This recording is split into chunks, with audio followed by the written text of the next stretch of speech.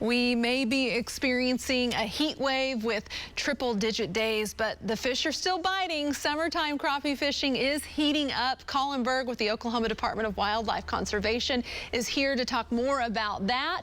But let's start with visiting about some of our young wildlife. It's that time of year, what folks should and should not do if they come across, say, maybe a deer fawn or a baby raccoon or even a squirrel. Just leave it alone is the recommendation. You know, wildlife are not like people.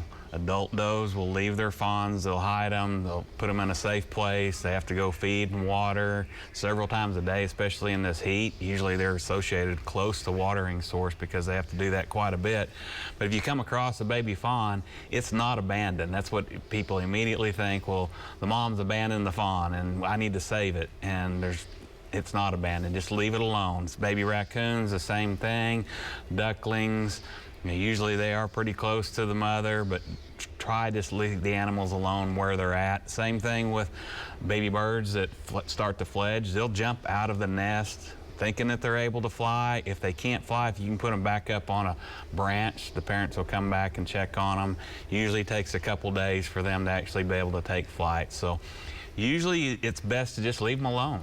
You know, when you see those nests with the little chicks in there, you want to look at them, and is it best just to leave them alone entirely? Yeah, if you can just stay away, you know, might take some pictures at a distance of them, you know, because you're always bumping the parents off the nest and things of that sort. So they're taking care of them. Just watch them and enjoy them as they grow up. I know. When I see those, I've seen a deer fawn or two out in the wild, and I stay away, but boy, they're tempting. It is tempting, but if you care, leave them there. That's the saying. Yep. Okay, so you know I like to be on the water noodling this time of year, but most folks, I understand, prefer rod and reel.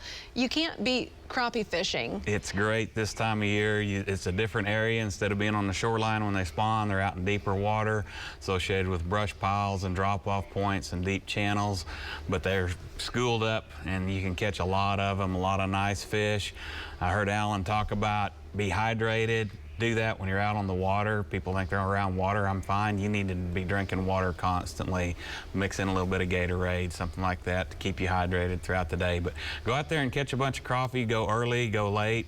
Even though it's still going to be 100 degrees at 9 o'clock, heat temperature, it's enjoyable. It's a fun thing that you can do with family and friends. So hit the lakes and take advantage of our good fishing. Well, I was watching, you know, the video you sent me with these two fellas. They get out, you know, when sun comes up, and they say no matter what, they've got a cutoff time at noon. They don't stay late, even if the fish are biting. What do you recommend folks use to fish with this time of year? Because you are going to have to probably be on a boat, right? Yep. Well, there's some brush piles that are located close to the shoreline that are in deeper water, but yeah, fishing from a boat, small jigs, just around those brush piles. Like I said, once you find them, you're going to be in a bunch of them. You know, last thing is our duck stamp contest.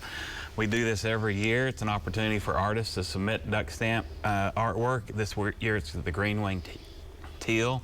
They need to have it submitted by August 1st. All the information's on our website as far as what type of artwork they can submit. And it can't be framed artwork. Original artwork has to be submitted, but they have to go through our Go Outdoors system to do it. There's a lot of folks that just collect the stamps, but the money is also used for our wetland projects and things. And it's amazing. We've had several winners from Oklahoma, but we get people that submit all across the country. And the duck stamps, if you want to waterfowl hunt, you have to have a duck stamp. Yep. And you get those at the post office? Well, ours are through our online system, Go Outdoors, and you can actually either get the stamp mailed to you or just a code that says that you purchased the stamp. So. Okay, well, I know it's a big deal every year, and there have been several Oklahoma winners, and we'll get all of that information linked over on our website. Anything else going on this summer? That's mainly it. Try to stay a little cool, and August, September will be here before you know it and start cooling off. How about that big southeastern Oklahoma gator, that video? That was impressive. It's pretty neat. You know, our state is so diverse. We've got alligators, bears, and lots of different species that people didn't realize are here. Well, and that's important to let people know that, yes, in southeastern Oklahoma, we do have a small alligator population. That's right. That's right. We've been documenting them for years. And I think you covered that we've got a couple research projects to learn a little bit more about the population, what's going on with them. So it's pretty neat stuff. I'll be excited to get the findings on that in a couple of years from now. Thank you, Colin, as always. We'll see you back here in about a month. All right. Sound like a plan? Thanks.